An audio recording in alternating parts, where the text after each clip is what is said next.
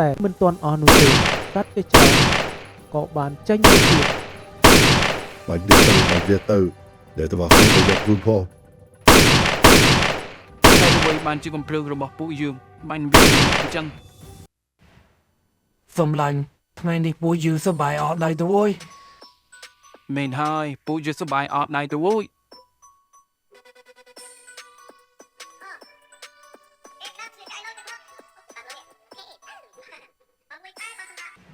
គ្នាគិតចង់ទៅដល់លឺតាមជនបទបាន2-3ថ្ងៃតើពួកឯងគិតយ៉ាងម៉េចដែរ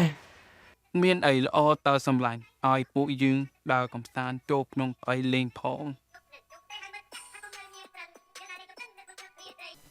លុះដល់ពេលព្រឹកឡើងពួកគេក៏បានចេញដំណើរទៅដល់ក្នុងភូមិមួយកន្លែង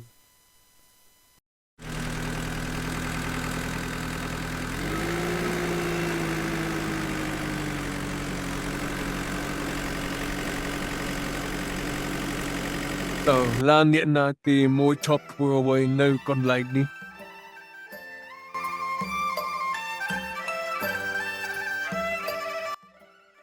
ក្មួយតើទៅណាមកណាមកមុតដល់កន្លែងនេះ បាទជំរាបសួរលោកអ៊ំពួកខ្ញុំទាំងអស់គ្នានឹងគឺបានមកពីខេត្តចង់ដើរលេងកំសាន្តតាមស្រុកភូមិដើម្បីលំហែកាយខ្លះព្រោះថ្ងៃសម្រាករបស់ពួកខ្ញុំបាទ អូអញ្ចឹងទេអីក្មួយតើពួកក្មួយចង់ធ្វើដំណើរទៅកន្លែងណាទៀតបើយប់ទៅហើយនឹងមកនឹង បាទលោកអ៊ំពួកខ្ញុំក៏មិនដឹងថាត្រូវធ្វើដំណើរទៅកន្លែងណាទៀតដែរបើពេលនេះយប់បាត់ទៅហើយនឹងហើយបើអ៊ំមិនទាស់ទេឲ្យពួកខ្ញុំស្ទុំសម្រាកនៅផ្ទះលោកអ៊ំបានមួយយប់សិនតើបានដែរឬទេ មិនអីទេក្មួយអាចសម្រាប់នៅនឹងសិនក៏បានប៉ុន្តែផ្ទះអ៊ំមិនសូវស្អាតអីប៉ុន្មាននោះទេ បាទអរគុណហើយលោកអ៊ំតោះពួកយើងនាំគ្នាចូលទៅ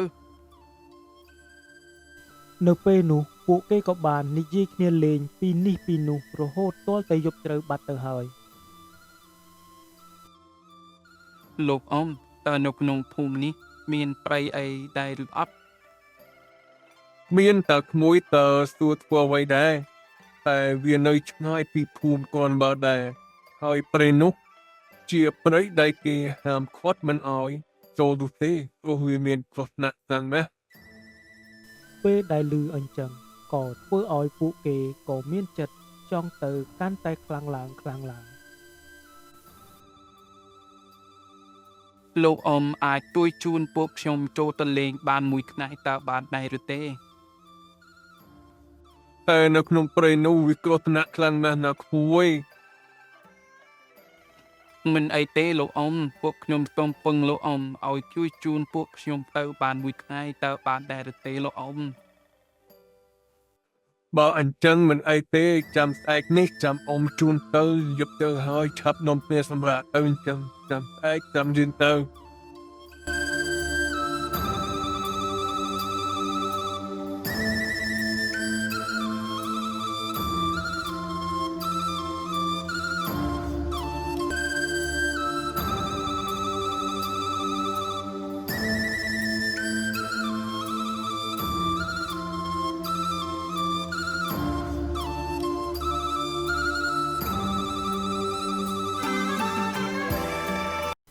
លុះដល់ពេលព្រឹកឡើងពួកគេក៏បានចេញដំណើរទៅចូលក្នុងព្រៃ អ៊ំហាមណាកុំនិយាយអ្វីតែផ្ដេសតែផ្ដាស់ឲ្យសោះនៅក្នុងព្រៃនេះ ពេលដែលពួកគេបានចូលទៅដល់ក្នុងព្រៃក៏បានឮសត្វតូចធំយំរំពងពេញព្រៃក៏បានធ្វើឲ្យពួកគេដើររហូតទាល់តែល្ងាចទៅហើយ តោះពួកយើងទាំងអស់គ្នាឆាប់រៀបចំធ្វើគ្នាដើម្បីសម្រាប់នៅខាងលើទៅព្រោះពេលយប់យើងមិនដឹងថាមានអ្វីខ្លះនោះទេនាំគ្នារៀបចំទៅអ៊ំទៅរួមមើលម្ហូបបន្តិចហាមខ្ញុំលើទៅណាឲ្យសោះបន្តិចទៀតអ៊ំមកវិញហើយ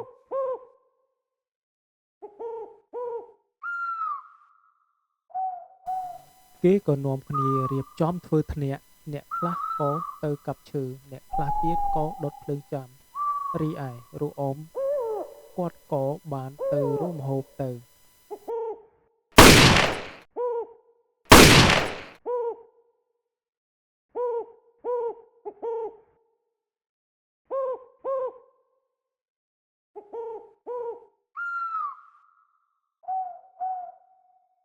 ពេលគាត់ក៏បានត្រឡប់មកវិញ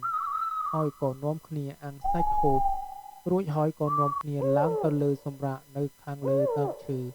បន្តិចក្រោយមក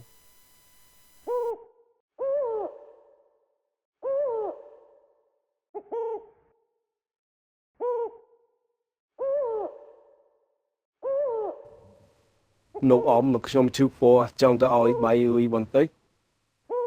មិនបានទេតើអាចទ្រាំដល់ពេលព្រឹកតើបានដែរឬទេ អត់ពេលលោកអមត្រូវមិនបានទេចាំដល់ពេលព្រឹកនោះ យ៉ាប់ណាស់ទៅប្រយ័ត្នផងឲ្យបាយរួយនៅក្លាយបែននឹងបានហើយ បាទលោកអ៊ំតោះសម្លាញ់ទៅបានជាគ្នា ពេលដែលពួកគេបានចុះទៅដល់ក្រោមមួយសន្ទុះក៏ស្រាប់តែសត្វចម្លែកជាច្រើនបានដើរមកកន្លែងគេ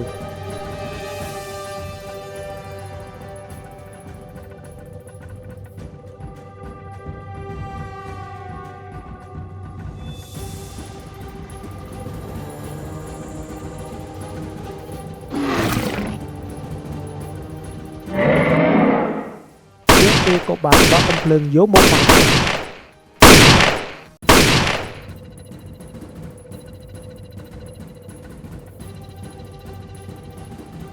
ង ជួយផងជួយខ្ញុំផងបាញ់វាទៅ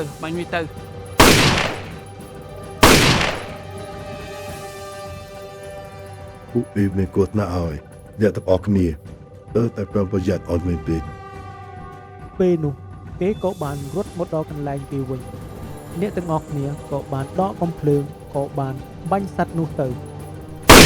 បាញ់យ៉ាងណាក៏បាញ់មិនមុតដែរកំភ្លើងរបស់ខាងលោកអ៊ំដោយសារតែគាត់បានរៀនមន្តអាគមខ្លះផងនោះគាត់ក៏បានយកកំភ្លើងរបស់គាត់មកហើយក៏សូត្រមន្តអាគមដាក់កំភ្លើងរបស់គាត់ហើយក៏បានបាញ់សត្វនោះឲ្យស្លាប់តែមិនទាន់អស់នោះទេសត្វជាច្រើនក៏បានចេញមកទៀត បាច់ទៀតទៅដែលទាំងអស់គ្នាប្រយ័ត្នពួកផង ហេតុអ្វីបានជាកំភ្លើងរបស់ពួកយើងបានអញ្ចឹង នៅពេលយប់នោះពួកគេក៏បានបាញ់សត្វនោះឲ្យស្លាប់ខ្លះផងទៅមេឃក៏ចាប់ផ្ដើមភ្លឺឡើងវិញ តោះពួកយើងបែកភ្លឺឡើងវិញហើយឆាប់ចាក់ទឹកទៅផ្ទះវិញនៅយូរមិនបានពេលនៅក្នុងពេលនេះ ពេលនោះពួកគេក៏បាននាំគ្នាចាកចេញពីក្នុងព្រៃនោះទៅហើយរឿងរបស់យើងក៏ត្រូវបានចប់តែត្រឹមនឹងទៅសូមអរគុណ